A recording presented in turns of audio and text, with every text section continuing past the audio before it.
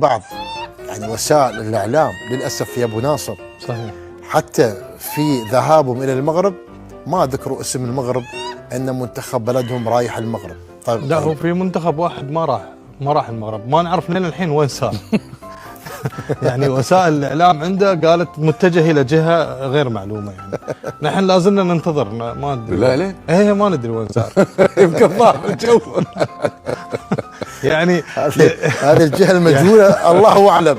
يعني للأسف حلت طيارة ولا وين صار؟ ما تعرف أبو والله. محمد، يعني أنا كوسيلة إعلامية رسمية يجب أن أعطي احترام بالضبط. للجهة بالضبط. المتوجه إليها المنتخب وذكر الجهة بغض النظر عن أي أمور أخرى. أنا اليوم في كرة قدم، كرة تجمعنا فيها الروح الرياضية والأخلاق وحتى الترابط هذا العربي الإسلامي. كيف ما أذكر الدولة؟ يعني أنا أحد الجماهير وما أعرف والله وين منتخبي رايح، يعني شيء غريب يعني. المنتخب الجزائري في مدينة الرباط وفي فندق ماريوت الرباط، واحد من أفخم الفنادق في المغرب. المنتخب الجزائري في هذا الفندق 5 ستار، أنا سكنت فيه تقريبا 4 أيام. فندق فخم فخم فخم بمعنى الكلمة، حتى الباب الخلفي من الفندق على المول، من الفندق على المول، حتى كذلك البوفيه على مد البصر، بوفيه ما شاء الله، أكل ما لذ وطاب للمنتخب الجزائري. منتخب الجزائري ما شاء الله جالس وطاولات على مد البصر.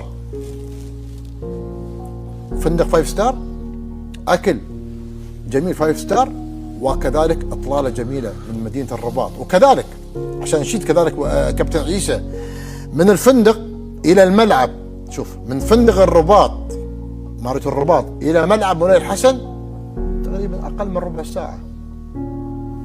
شيء مميز للأمانة. شو تبغي بعد؟ للأمانة شو تبغي بعد؟ يعني سبل الراحة هذه لها دور كبير ترى في الجانب الفني في الملعب.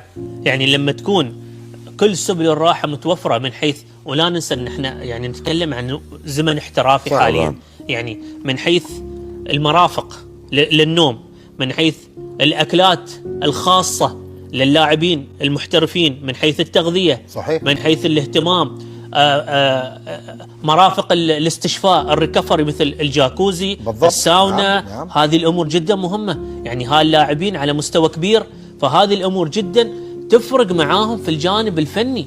يعني لما تكون هذه الأمور كلها مهيئة وبأعلى المستويات، فهني ما يكون في عذر. أكيد.